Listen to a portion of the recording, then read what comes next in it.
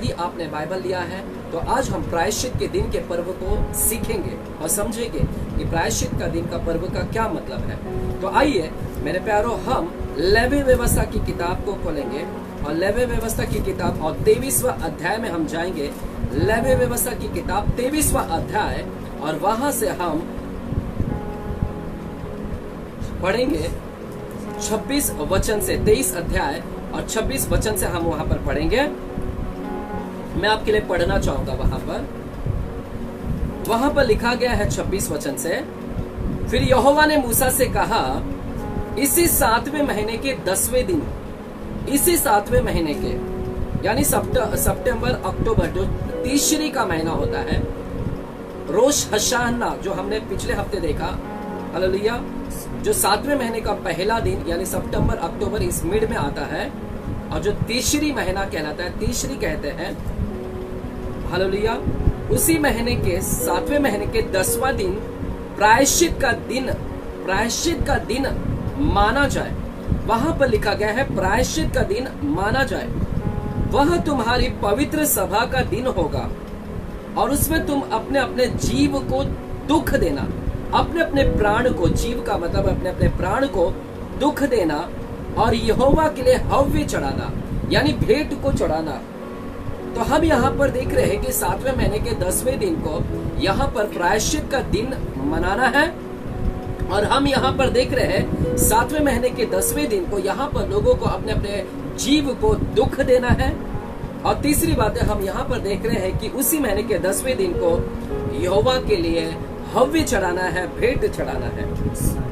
28वां वचन, उस दिन तुम किसी प्रकार का कामकाज ना करना, क्योंकि यह तुम्हारे लिए पवित्र सभा का दिन होगा, और इस दिन तुम किसी भी प्रकार का कामकाज ना करना, क्योंकि वह प्रायश्चित का दिन नियुक्त किया गया है।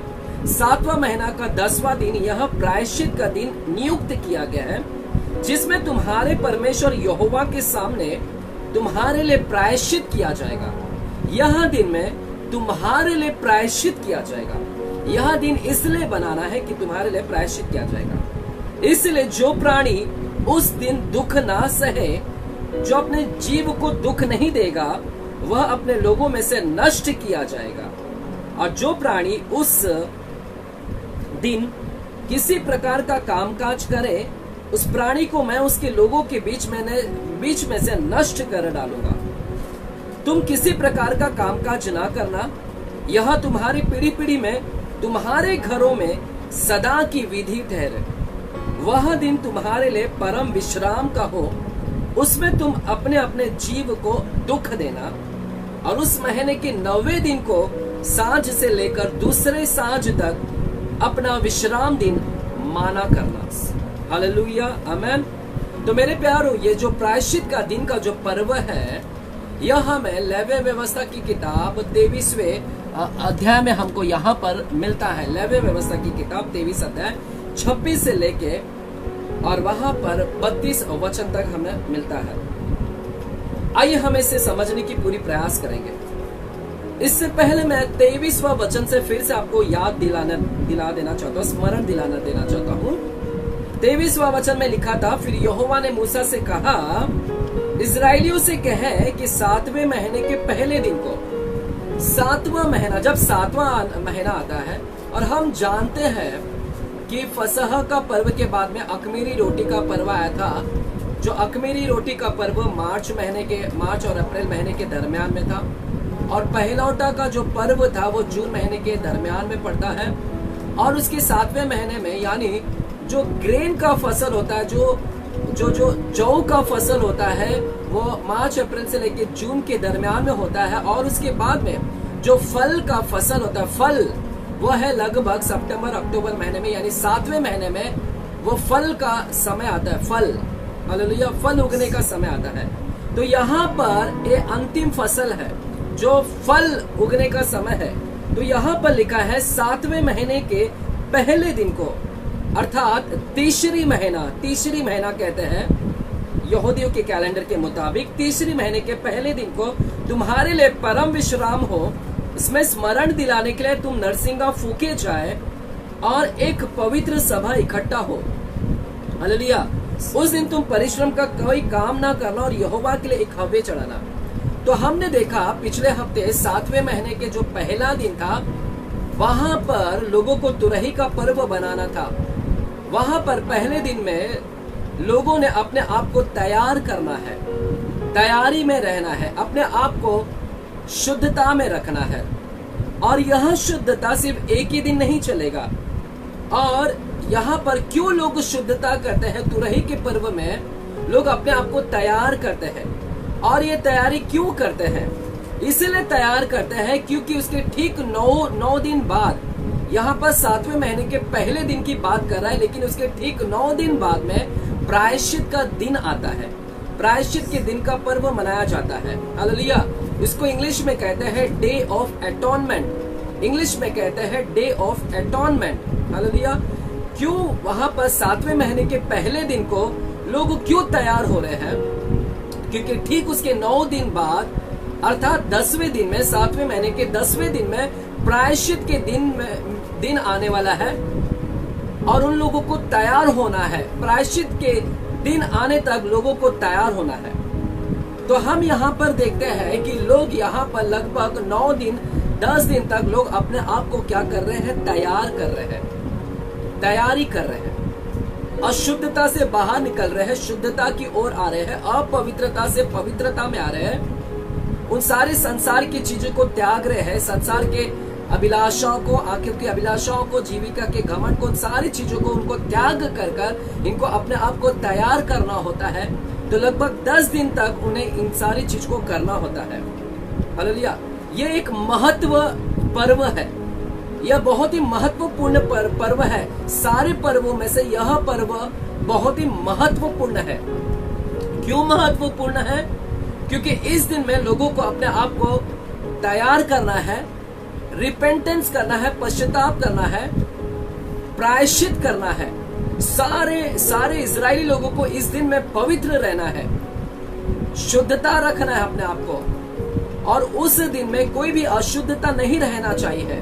हर लोग ने पवित्रता में रहना है, शुद्धता में रहना है वहां पर।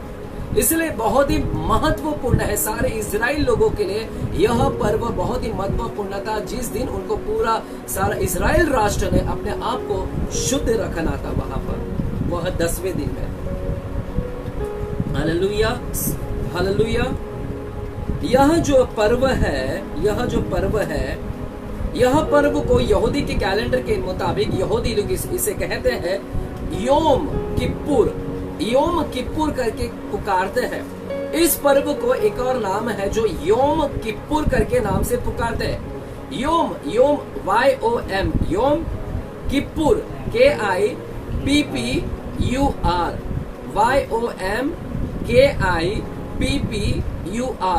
योम का मतलब है डे, दिन, और किप्पुर का मतलब है ढकना।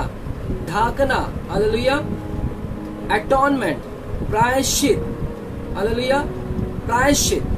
तो यहाँ पर ये प्रायश्चित का दिन है। हालेलुया। किप्पुर का एक और मतलब होता है ढाकना, कवरिंग कहते हैं, ढाकना। तो यह ढाकने का दिन है, यह ढकने का दिन है। हालेलुया, आमीन। तो इसलिए इस दिन को कहते हैं योम किप्पुर करके। और इस दिन में क्या होता है? इस दिन में 7वें महीने के 10वें दिन में लोगों ने प्रायश्चित करना है, प्रायश्चित का दिन बनाना है। प्रायश्चित का दिन को समझने के लिए, यह पर्व को समझने के लिए आपको लेवी व्यवस्था के 16वें अध्याय में आना पड़ेगा कि प्रायश्चित का दिन होता क्या है, इस दिन में करते क्या है, इसका क्या मतलब है, इस 10वें दिन में लोगों को क्या करना है। आइए हम इसको पूरी तरह से समझने का प्रयास करें। हालेलुया। क्योंकि सारे इजराइल राष्ट्र को इस दिन में शुद्धता रखना है, पवित्र रखना है। तो आइए प्रायश्चित के दिन को हम समझने के प्रयास करें। लेवी व्यवस्था की किताब 16वां अध्याय में हम जाएंगे। 16वां अध्याय और पहले वचन से हम गौर करेंगे। वहां पर लिखा है 16वां अध्याय लेवी व्यवस्था की किताब और पहले वचन से, जब हारून के 2 पुत्र यहोवा के सामने समीप जाकर मर गए, उसके बाद यहोवा ने मूसा से बातें की। अब यहोवा ने मूसा से बातें की और मूसा से क्या कहते हैं, और यहोवा ने मूसा से कहा, अपने भाई हारून से कहे कि संदूक के ऊपर के प्रायश्चित वाले ढकने के आगे बीच वाले पर्दे के अंदर परम पवित्र स्थान में हर समय ना प्रवेश करे। यह कौन सा पवित्र स्थान है? बीच वाले पर्दे के अंदर, यानी यह परम पवित्र स्थान के विषय में बात कर रहा है। यहाँ पर यहोवा मूसा से कह रहे हैं, मूसा जाकर हारून से कहे कि यहाँ पर परम पवित्र स्थान में हर समय प्रवेश ना करे। यह परम पवित्र है, मोस्ट होलीएस्ट प्लेस है, मोस्ट होली प्लेस है, अति पवित्र स्थान है। इस अति पवित्र स्थान में हर समय प्रवेश ना करे। यदि प्रवेश करेंगे हर समय नहीं तो वह मर जाएगा। वहां पर लिखा है पवित्र स्थान में हर समय ना प्रवेश करे, नहीं तो मर जाएगा।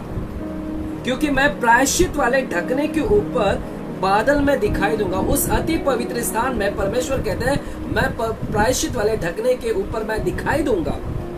इसलिए हर मनुष्य वहां पर अति पवित्र स्थान में प्रवेश ना करे हर समय, नहीं तो वह मर जाएगा। आइए हम इसे और नीचे जाते हैं 3 वचन में। जब हारून पवित्र स्थान में प्रवेश करे, जब वह अति पवित्र स्थान में प्रवेश करे, तब इस रीति से प्रवेश करे। यह हारून कौन है? यह हारून महायाजक है मेरे प्यारों। यह हाई प्रीस्ट है, महायाजक। तो यहाँ पर महायाजक के विषय में बात कर रहे हैं, और महायाजक ही उस अति पवित्र स्थान में प्रवेश कर सकता है, याजक नहीं कर सकता है। याजक को अनुमति नहीं है कि वो अति पवित्र स्थान में प्रवेश करे। अति पवित्र स्थान में प्रवेश करने की अनुमति सिर्फ महायाजक को दिया गया है। हालेलुया। और यहाँ पर लिखा है वह भी महायाजक हर समय नहीं प्रवेश कर सकता है अति पवित्र स्थान में। यदि अति पवित्र स्थान में हर समय प्रवेश करेगा तो वह महायाजक मर जाएगा। तो यहाँ पर लिखा है जब हारून यहाँ पर महायाजक है, जब हारून पवित्र स्थान में प्रवेश करे तब इस रीति से प्रवेश करे। रीति दिया गया है, एक रीति है वहां पर। क्या रीति है? इस रीति से प्रवेश करे, अर्थात पाप बलि के लिए एक बछड़े का और होम बलि के लिए एक मेढ़े को लेकर आए। तो वहां पर लिखा है कि जब भी वह अति पवित्र स्थान में प्रवेश करेगा महायाजक, तो वह अपने साथ में पाप बलि के लिए एक बछड़े को और होम बलि के लिए एक मेढ़े को लेकर आए। हालेलुया। तो कैसे आना है? वह खाली हाथ नहीं आना है। उसने कैसे आना है? पाप बलि के बछड़े और होम बलि के मेढ़े को लेकर वह आना है। वह सनी के कपड़े का पवित्र अंग रखा। हालेलुया। सुनिएगा, हम पढ़ते हैं फिर मैं आपको समझाता हूँ। वह सनी के पवित्र कपड़े का पवित्र अंग रखा और अपने तन पर सनी के कपड़े की जांघियां पहने हुए और सनी के कपड़े का कटीबंध और सनी के कपड़े का पगड़ी भी बांधे हुए प्रवेश करे। यह पवित्र वस्त्र है और वह जल से स्नान करके इन्हें पहने। फिर वह इस्राएलियों की मंडली के पास से पाप बलि के लिए 2 बकरे और होम बलि के लिए एक मेढ़ा ले। आइएगा हम 3 वचन से समझने की प्रयास करते हैं। यहाँ पर लिखा है कि यहाँ पर प्रवेश करने की अनुमति सिर्फ और सिर्फ महायाजक को दिया गया था। तो सिर्फ महायाजक प्रवेश करेगा, परंतु कैसे प्रवेश करेगा? वह अपने साथ में पाप बलि के लिए बछड़े को लेना है और साथ ही साथ होम बलि के लिए एक मेढ़े को लेना है। और जब वह आता है तो पवित्र वस्त्र पहनकर आना है। स्पिरिचुअल गारमेंट कहते हैं उसको, स्पिरिचुअल गारमेंट, पवित्र वस्त्र पहनकर आना है। वह पवित्र वस्त्र कैसा है?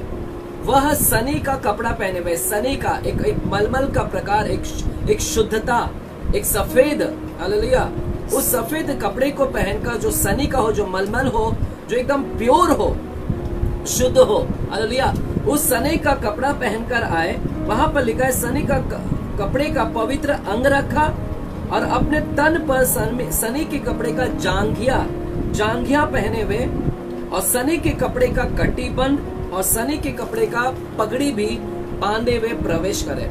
तो वह स्पिरिचुअल गारमेंट, पवित्र वस्त्र ही पहनकर जाना है। अगर पवित्र वस्त्र पहनकर अंदर नहीं गया तो मर जाएगा। और साथ ही साथ पाप बलि के बछड़े को नहीं लेकर जाता है, होम बलि के बछड़े मेढ़े को नहीं लेकर जाता है तो भी मर जाएगा। और साल में हर समय प्रवेश करता है तो भी मर जाएगा।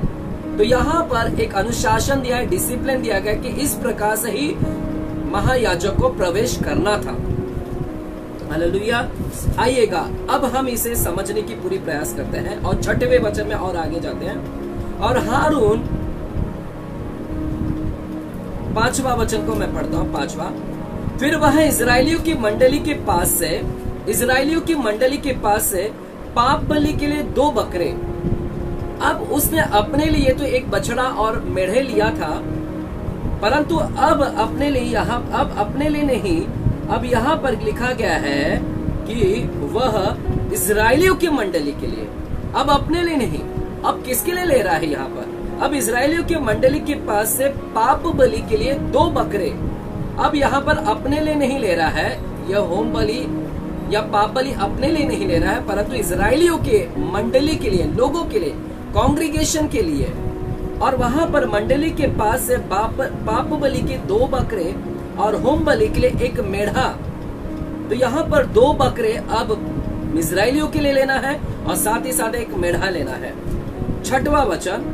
और हारून उस पाप बलि के बछड़े को जो उसी के लिए होगा, अब उसने अपने लिए एक बछड़ा लिया था जो उसी के लिए होगा, चढ़ाएगा, चढ़ाकर अपने और अपने घराने के लिए प्रायश्चित करे।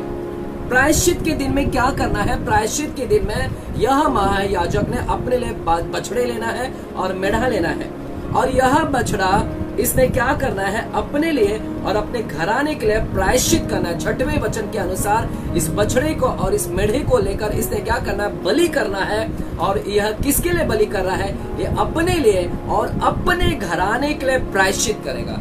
अब यहाँ पर यह अपने लिए और अपने घराने के लिए प्रायश्चित कर रहा है। हालेलुया।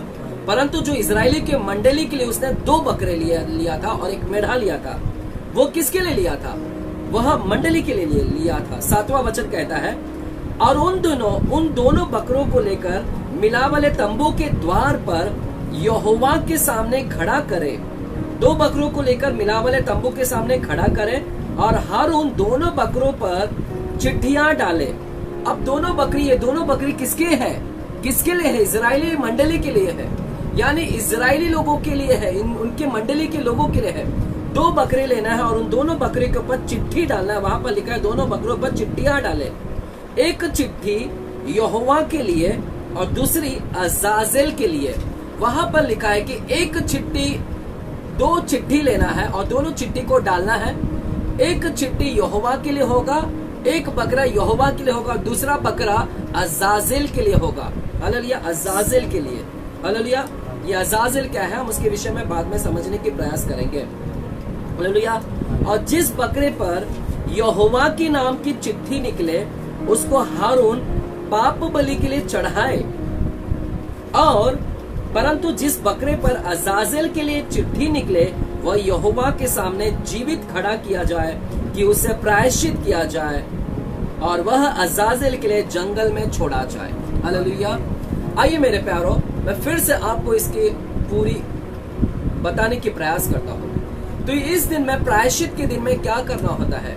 प्रायश्चित के दिन में महायाजक को अपने साथ में एक बछड़ा को लेना होता है और साथ ही साथ एक मेढ़ा को लेना होता है। यह बछड़ा यह अपने लिए ले रहा है और अपने घराने के लिए ले रहा है।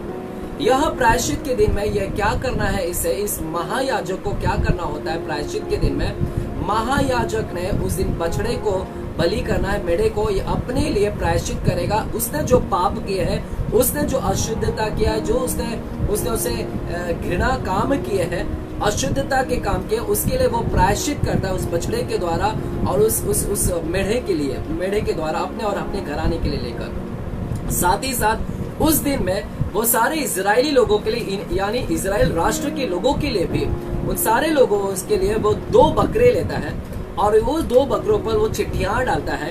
एक बकरा होगा यहोवा के लिए और दूसरा बकरा होगा अजाजेल के लिए।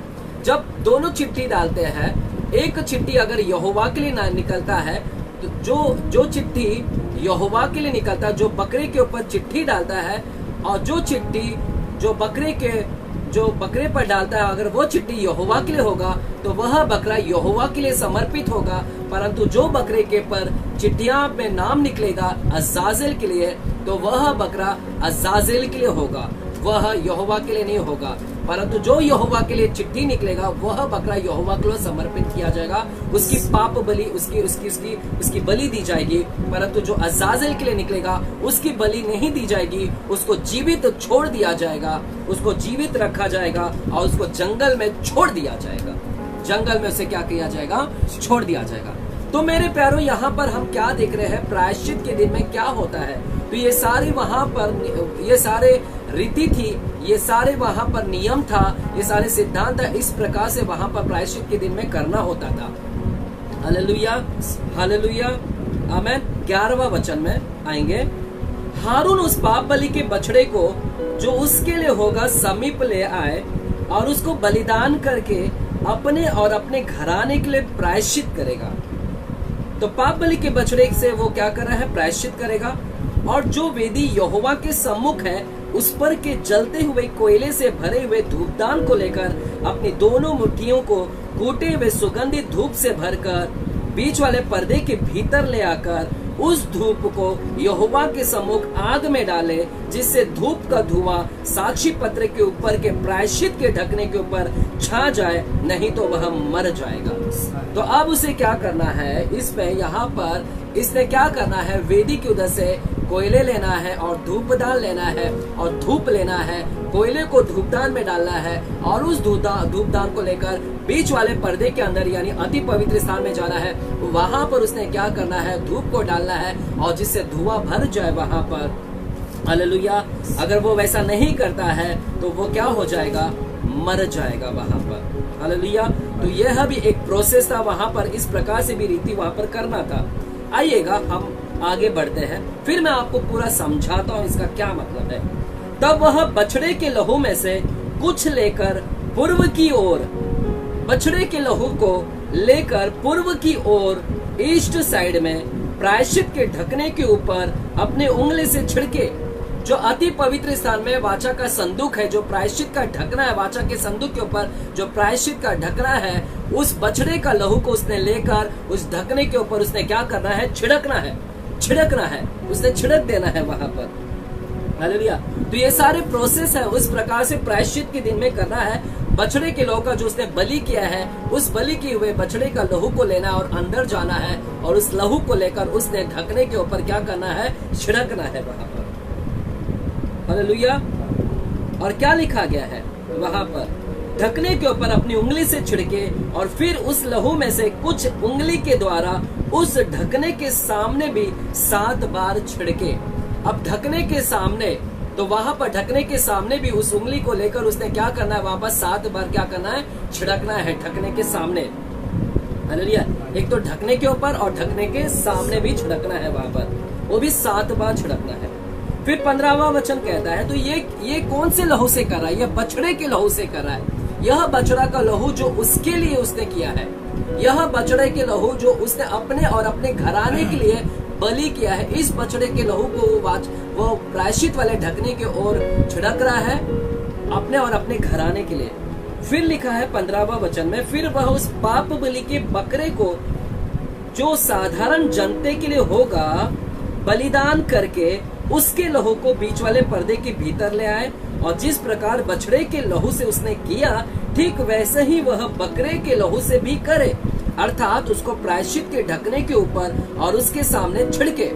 तो जैसे बछड़े के लहू के द्वारा उसने किया, ढकने के ऊपर छिड़का और ढकने के सामने छिड़का, अब इजराइल की मंडली के लिए, इजराइल की मंडली के लिए जो बकरा उसने लिया था, जो यहोवा के नाम के लिए निकला था, उस बकरे को बलि करना है और उसके लहू को लेकर अब अंदर जाना है। अब इस बार किसके लिए जा रहा है? अब इस बार वो अपने लिए नहीं परंतु इजराइल की मंडली के लिए ले जा रहा है। वो लहू अब किसके लिए है? इजराइल की मंडली के लिए लेकर जा रहा है, और वहां पर जाकर प्रायश्चित के ढकने के ऊपर छिड़कता है, और साथ ही साथ उस प्रायश्चित के ढकने के सामने वह 7 बार छिड़कता है। तो यहाँ पर 2 बार वह अंदर क्या कर रहा है? प्रवेश कर रहा है। हालेलुया। यहाँ पर हम देखते हैं कि यहाँ पर वह उस लहू के द्वारा वो क्या कर रहा है, वह शुद्धिकरण कर रहा है। और जब वो लहू को छिड़कता है तो वहां पर प्रायश्चित किया जाता है। एक तो उसके लिए प्रायश्चित किया जा रहा है और साथ ही साथ इजराइल के लोगों के लिए प्रायश्चित किया जा रहा है, यानी उनका पाप को ढका जा रहा है, उनका पाप को ढक दिया जा रहा है।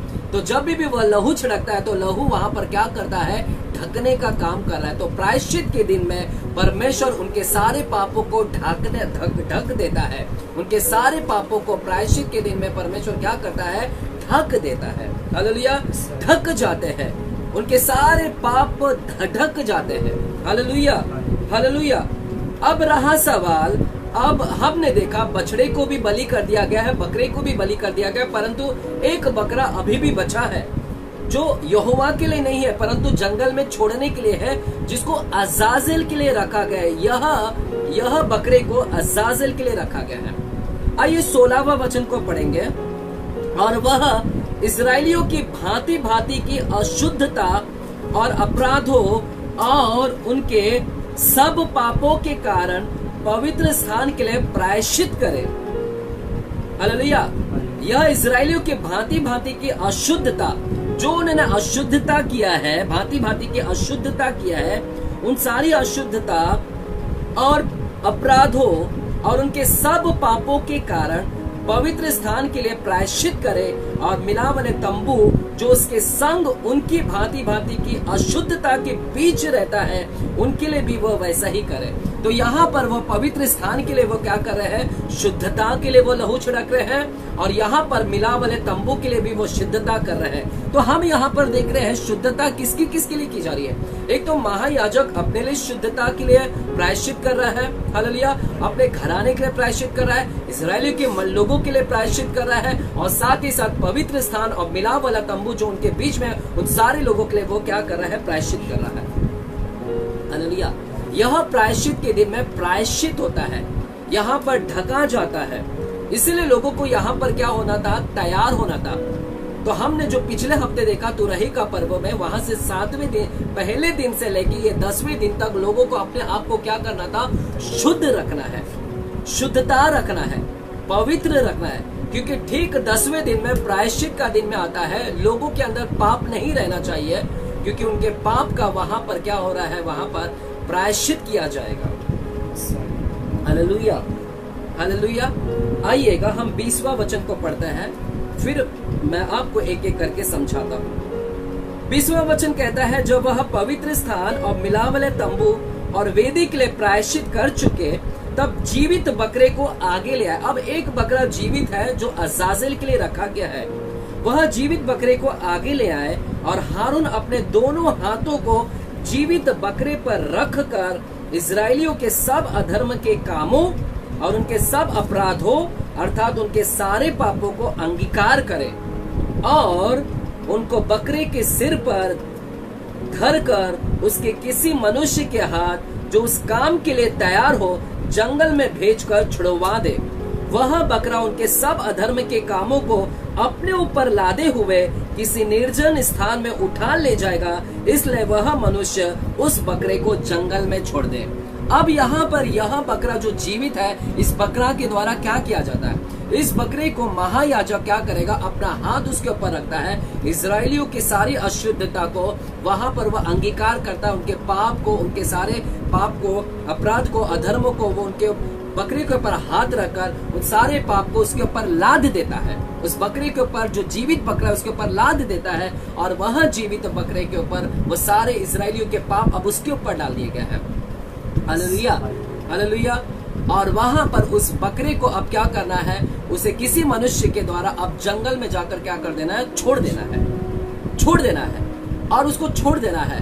तो वह बकरा क्या हो रहा है, इजरायलियों के पाप को लेकर वो जंगल में क्या कर रहा है, भटक रहा है, वो भटक रहा है, इजरायलियों से काफी दूर है।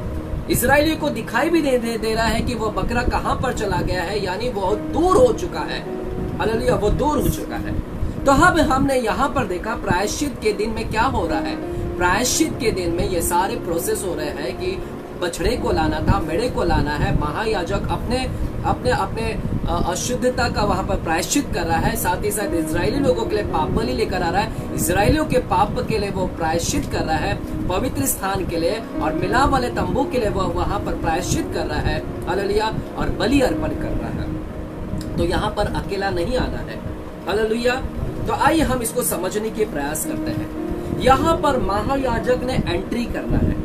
महायाजक ने वर्ष में एक बार, वह नहीं जा सकता है, बारंबार नहीं जा सकता है। यह 7वें महीने में, और यह यहाँ पर लिखा है 7वें महीने के 10वें दिन में, यहाँ पर वर्ष में एक बार यहाँ पर प्रायश्चित का दिन मनाया जाएगा। वर्ष में एक बार, हर साल में एक ही बार बनता है वो मेरे प्यारों, हालेलुया। ये बार बार नहीं बनता है। इसका मतलब है कि आप हर महीने या हर दिन इजरायली लोग जो भी पाप बलि कर रहे थे, जब भी पाप हो जाता है तो होम बलि के पास में आकर जो बलि कर रहे थे, जो होम बलि के सामने आकर रोज बारंबार बलि कर रहे थे, हर दिन हर महीना बलि, वह भी काफी नहीं था, वह भी काफी नहीं था। इसका यह मतलब है कि आप हर महीने, हमने होम वेदी का जब शिक्षण ले रहे थे, मिलाप वाले तंबू के जब होम वेदी के विषय में सीख रहे थे, तो हमने देखा कि साधारण लोग जब इजराइल पाप करता है तो वहां पर वह बलि अर्पण लेकर आता है,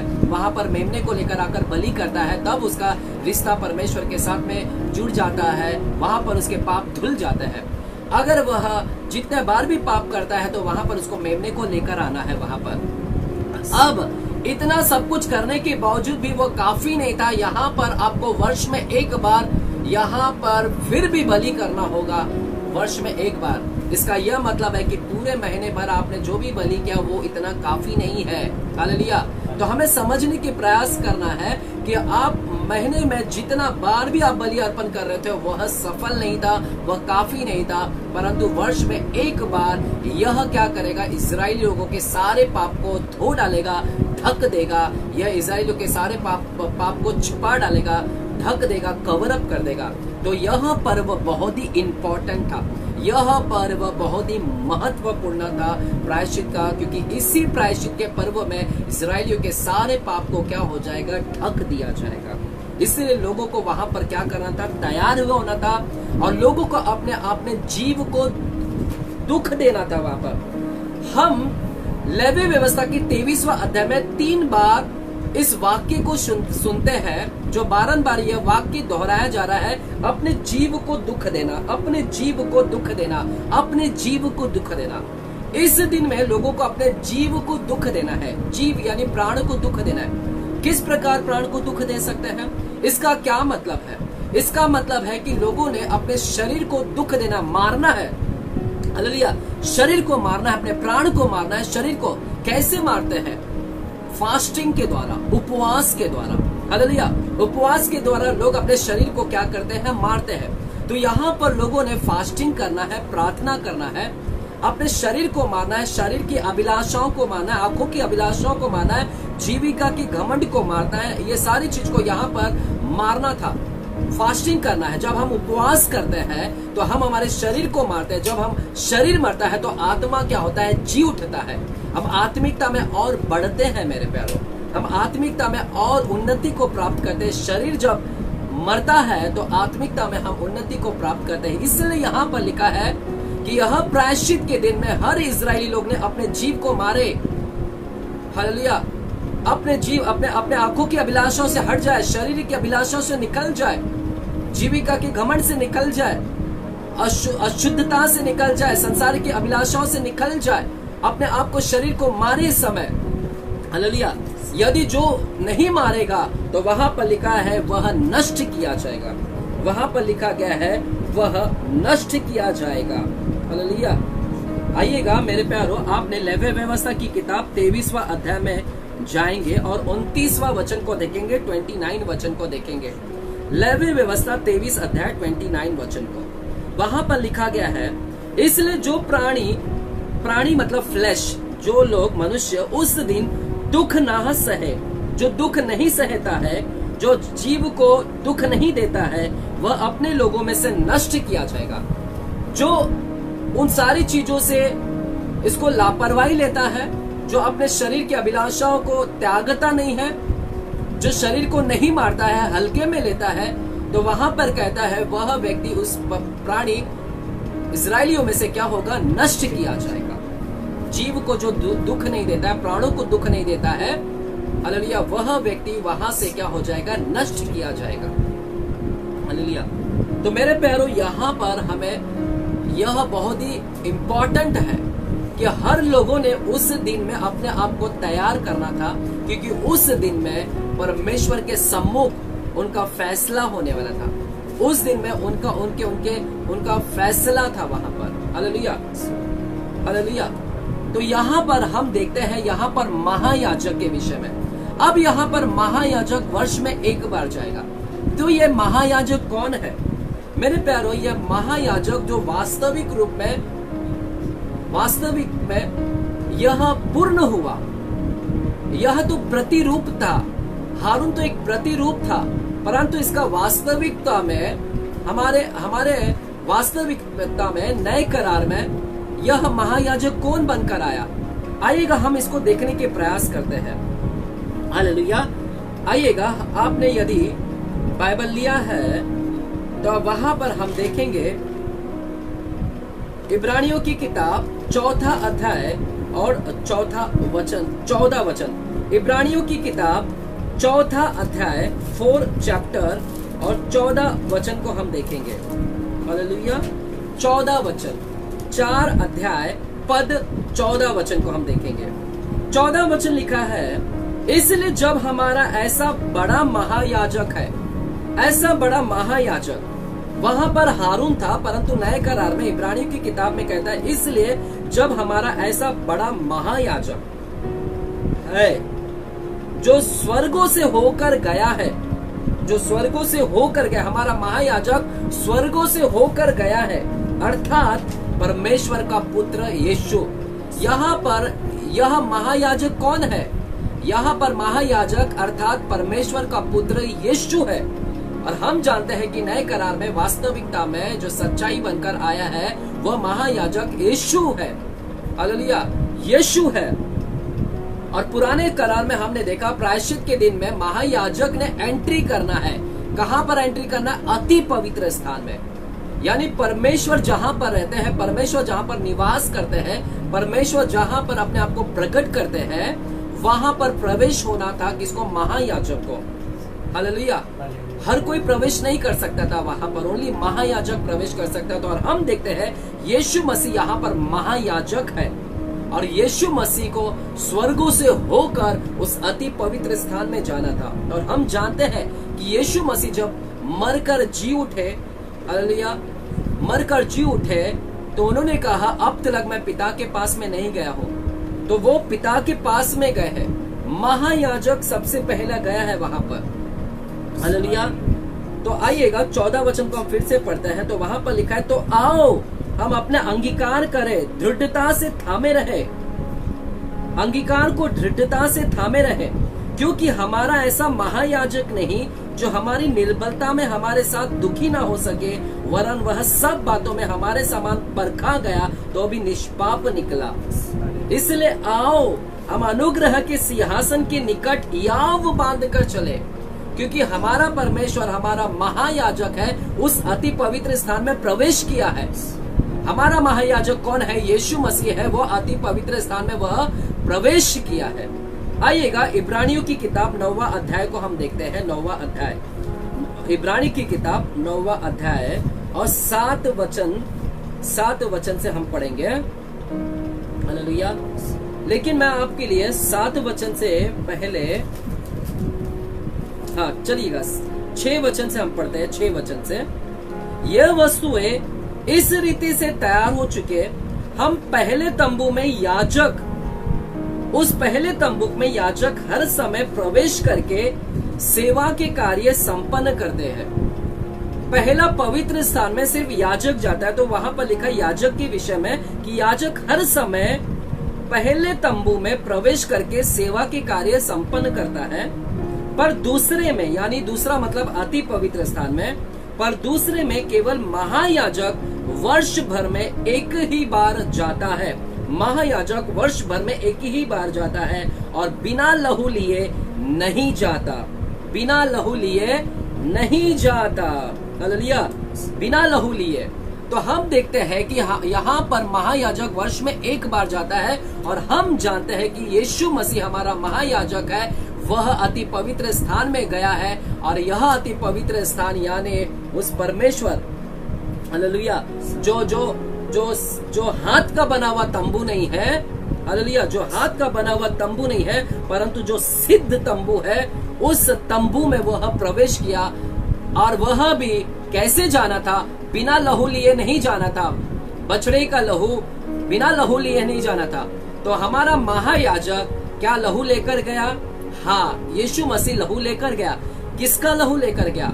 क्या वो बछड़े का लहू, मेमने का लहू लेकर गया? नहीं, बाइबल कहता है वो अपना लहू लेकर गया। आइएगा 11वां वचन को हम पढ़ते हैं। वही इब्रानी की किताब 9वां अध्याय 11 वचन को हम पढ़ते हैं। इब्रानी की किताब 9वां अध्याय 11 वचन को हम पढ़ते हैं।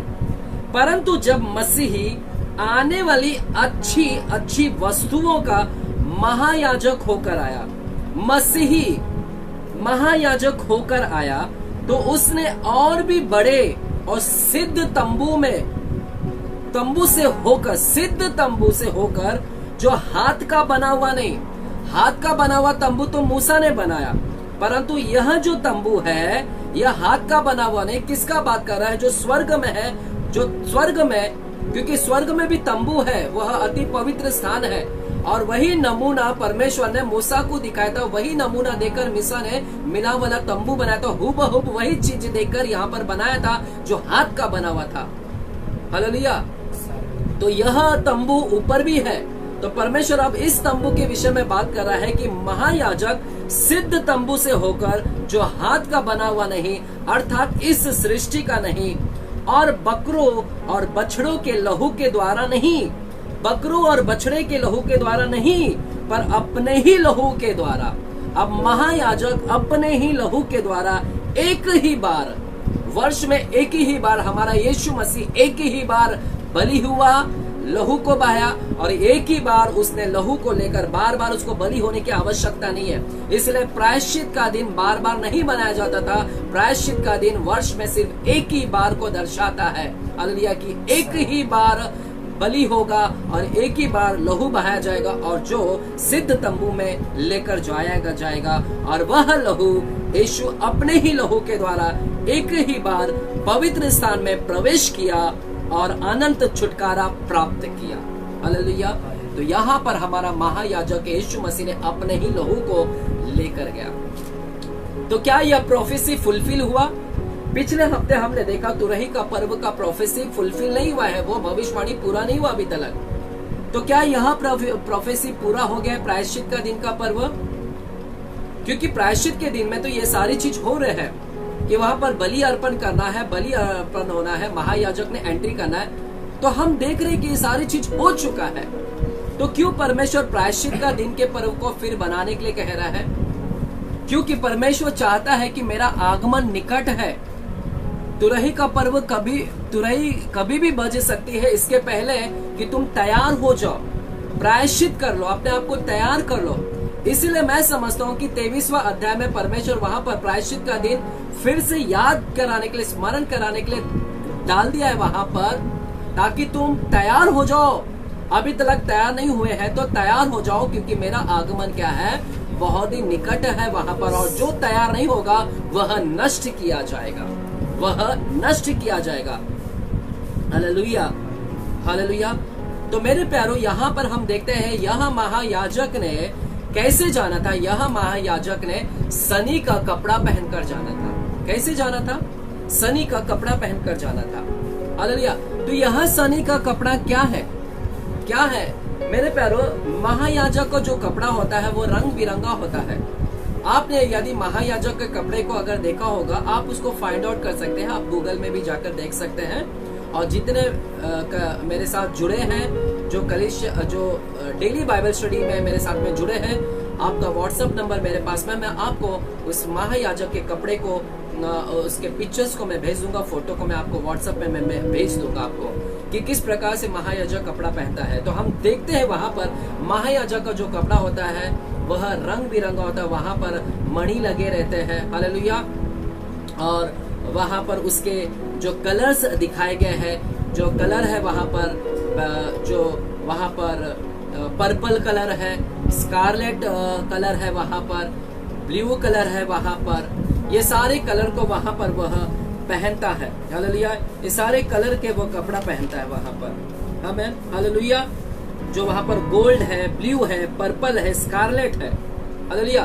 तो हम देखते हैं कि महायाजक हमेशा वैसे कपड़े पहनता है, परंतु जब अति पवित्र स्थान में जाता है प्रायश्चित के दिन में, तो वो वही वैसा कपड़ा पहनकर नहीं जाएगा।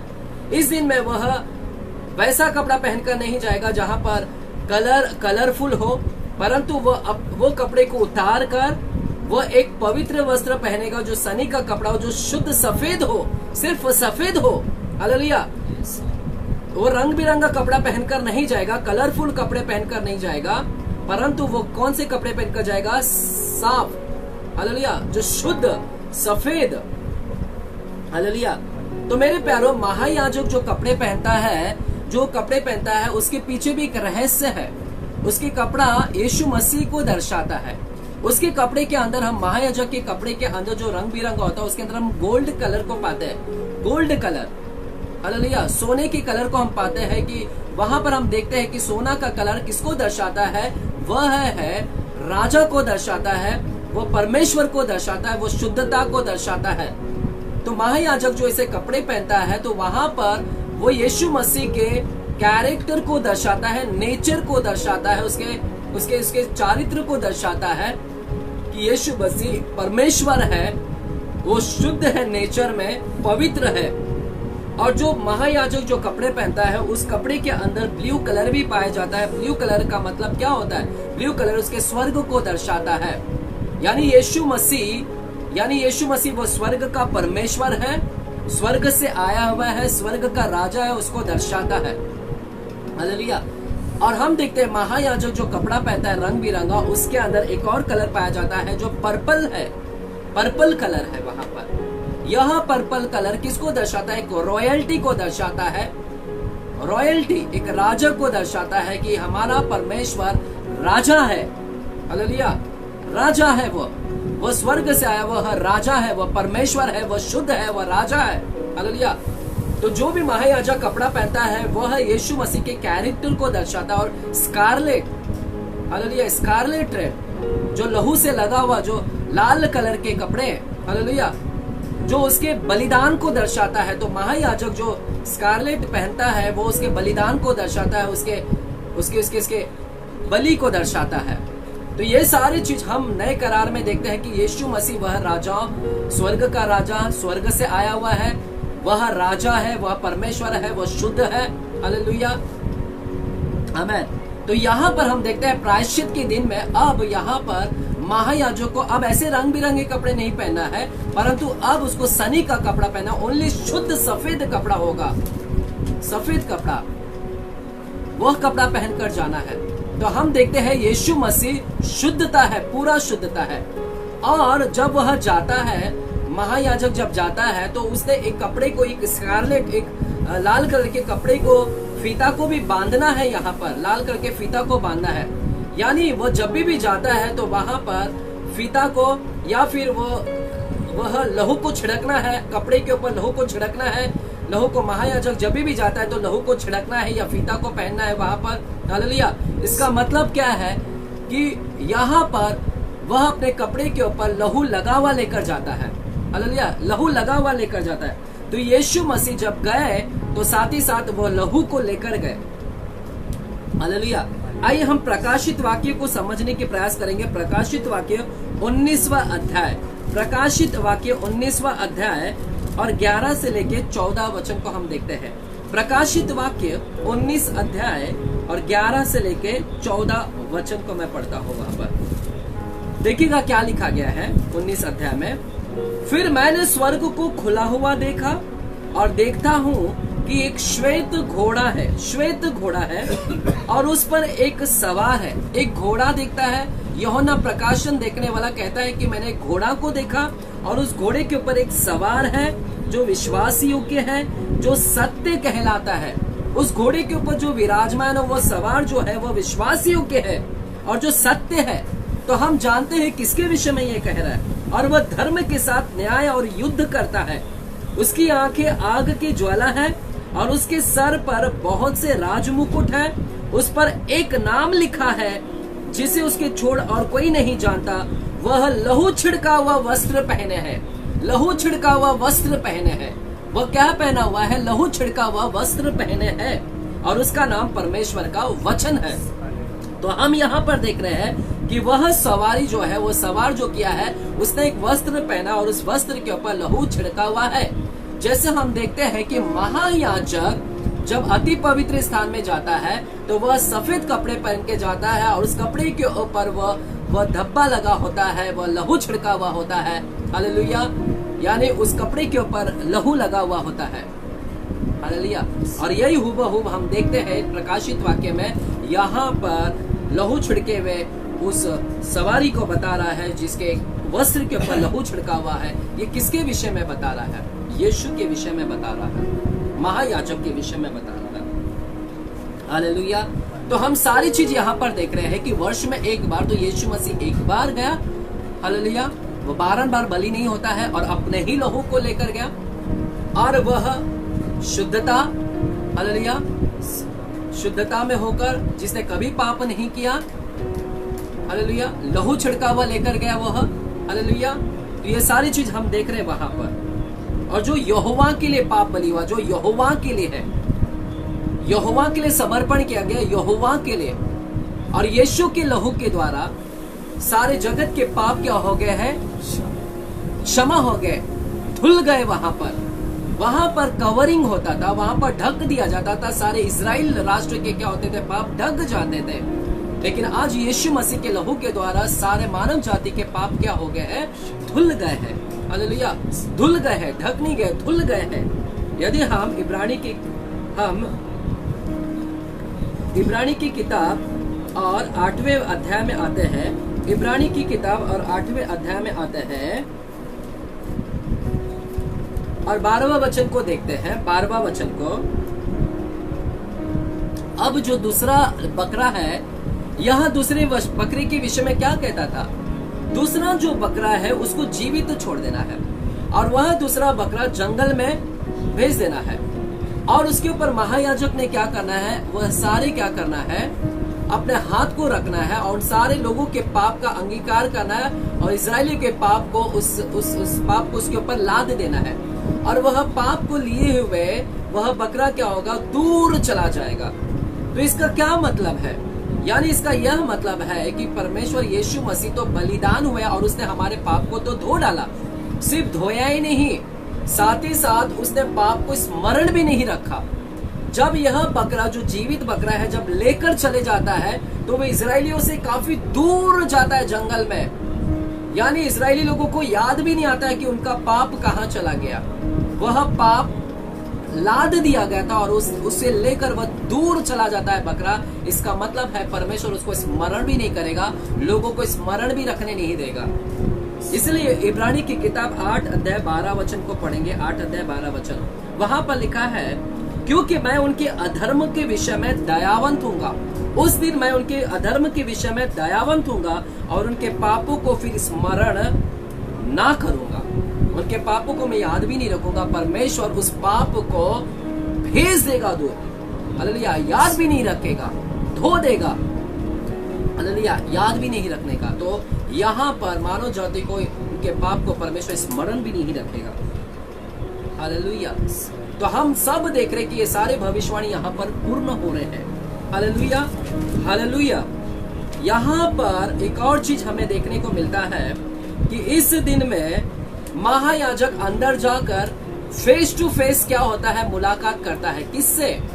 महायाजक परमेश्वर से मुलाकात करता है अंदर। तो यही चीज हमने भी देखा कि महायाजक यीशु मसीह वहां पर जब सिद्ध तंबू में जाता है तो वहां पर उसकी मुलाकात पिता के पास में होता है और सिद्ध तंबू में जाकर वह लहू को वहां पर क्या करता है? देता है वहां पर।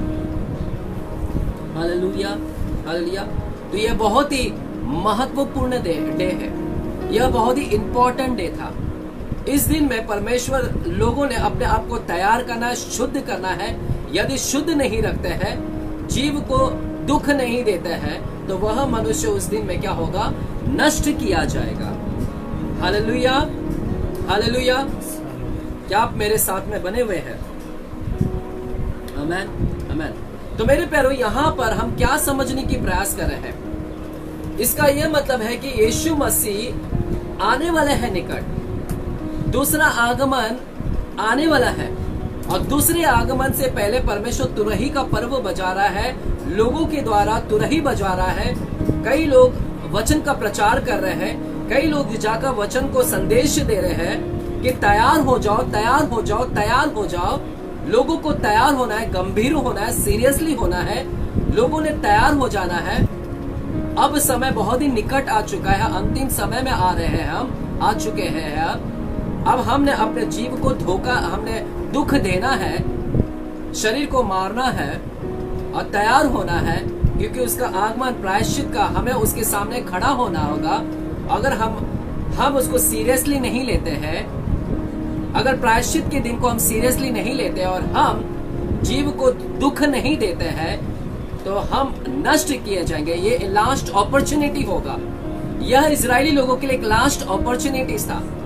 हर महीने तो वे बलिदान कर रहे थे, हर दिन वे बलिदान तो कर रहे थे, परंतु प्रायश्चित के दिन में अगर वे तैयार नहीं हुए हैं तो वो नष्ट किए जाएंगे वहां पर। तो उनके लिए वो लास्ट अपॉर्चुनिटी था, लास्ट मौका था, वो अंतिम मौका था उनके लिए। आज हमारे लिए भी अंतिम मौका हो जाएगा।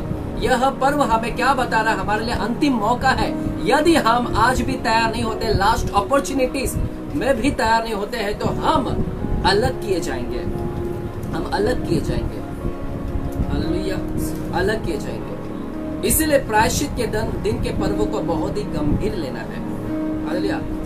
मेरे प्यारों, जब मैं इसके ऊपर अध्ययन कर रहा था तो मुझे यहाँ पर मूसा के विषय में याद आता है। मूसा, हालेलुया। यह प्रायश्चित का दिन भविष्यवाणी के रूप में प्रकट कर रहा है। कैसे? जब मूसा के विषय में हम देखते हैं कि मूसा सिनाई पर्वत के ऊपर गया था। सिनाई पर्वत के ऊपर जब वो सिनाई पर्वत पर गया था तो परमेश्वर ने उसे वहां पर 10 कमांडमेंट दिए थे, 10 आज्ञा को दिया था। और जब वह निर्गमन 32वां अध्याय में देखते हैं, आइएगा निर्गमन 32 अध्याय में, निर्गमन 32 अध्याय 32 चैप्टर हम उसको देखते हैं। निर्गमन 32 अध्याय और 19वां वचन को हम देखते हैं। 19वां वचन, 19 वचन, वहां पर लिखा है, छावनी के पास आते ही मूसा को वह बछड़ा और नाचना दिखाई पड़ा। मूसा को वह बछड़ा और नाचना दिखाई पड़ा। तब मूसा का कोप भड़क उठा। मूसा भड़क उठा और उसने तख्तियों को अपने हाथों से पर्वत के नीचे पटक कर तोड़ डाला। तख्तियों को 2 तख्तियां दिया था, 2 टैबलेट्स दिए थे परमेश्वर ने। 2 टैबलेट मतलब वहां पर पत्थर के बने हुए 2 पट्टियां थी। दोनों पट्टियों के ऊपर परमेश्वर ने 10 आज्ञाएं लिखे थे। हालेलुया। 10 आज्ञा, दोनों तख्तियों, दोनों पट्टियों का मिलाकर 10 आज्ञा लिखे गए थे। 2 पट्टियां थी, यहाँ पर आज्ञा और यहाँ पर आज्ञा था। ये दोनों पट्टियां, बाइबल कहता है मूसा उस समय पर्वत के ऊपर था, परमेश्वर की प्रेजेंस में था, उसकी उपस्थिति में था, परमेश्वर के प्रेजेंस में था। और परमेश्वर के प्रेजेंस में उसको वहां पर 2 तख्तियां दी गई थी, आज्ञाएं दी गई थी। और वह 10 आज्ञाओं को लेकर जब वह पर्वत से नीचे उतर रहा था, 19वां वचन कहता है, जब वह छावनी के पास आते ही, जब वह नीचे उतरा और जब छावनी के पास आते ही मूसा ने क्या देखा? जब वह 2 टैबलेट्स को लेकर आता था, 2 पट्टियां को लेकर आ रहा था, तो उसने क्या देखा कि इजराइल लोग पाप में पड़े हुए हैं।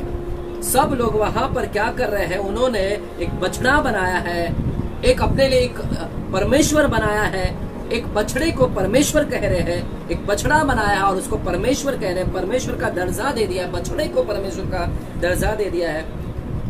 मूसा को वह बछड़ा और नाचना दिखाई पड़ा। लोग वहां पर इंजॉय कर रहे हैं, आनंद कर रहे हैं, पाप कर रहे हैं। हालेलुया।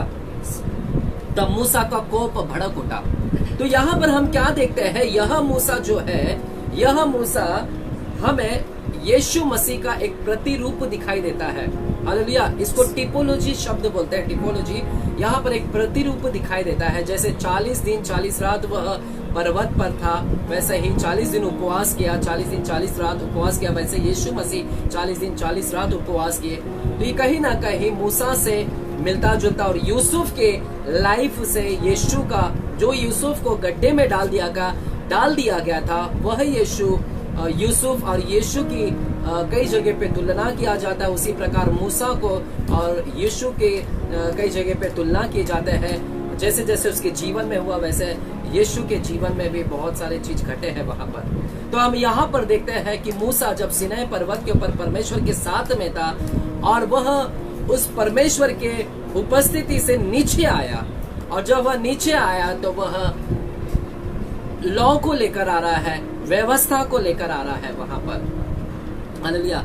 और देखता है कि वहां पर देखता है कि लोग बुराई में है, लोग परमेश्वर के अगेंस्ट में है, लोग परमेश्वर बना लिए हैं अपने लिए, बछड़ा के रूप में परमेश्वर बनाए हैं, लोग वहां पर पहली आज्ञा को तोड़ दिया। तो हम यहाँ पर देखते हैं कि यीशु मसीह के विषय में, यीशु भी स्वर्ग में था, अपने पिता के घर में थे। यीशु मसीह पिता के पास में थे उस समय, और यीशु मसीह भी इस धरती के ऊपर आए। उसका पहला, जैसे मूसा पहला आया परमेश्वर की उपस्थिति से छोड़कर पहली बार आया, वैसे यीशु मसीह भी परमेश्वर की उपस्थिति से छोड़कर वह आया इस धरती के ऊपर। और यहाँ पर देखा कि सारे मानव जाति लोग क्या है, पाप में लिप्त है। सभी लोग क्या है, पाप में पड़े हुए हैं। सब लोग रिवेलियन कर रहे हैं, बलवा कर रहे हैं परमेश्वर के विरोध में। हर कोई लोग पाप कर रहे हैं। कोई मूर्ति पूजा कर रहा है, कोई बछड़े की पूजा कर रहा है, कोई क्या कर रहा है। हालेलुया।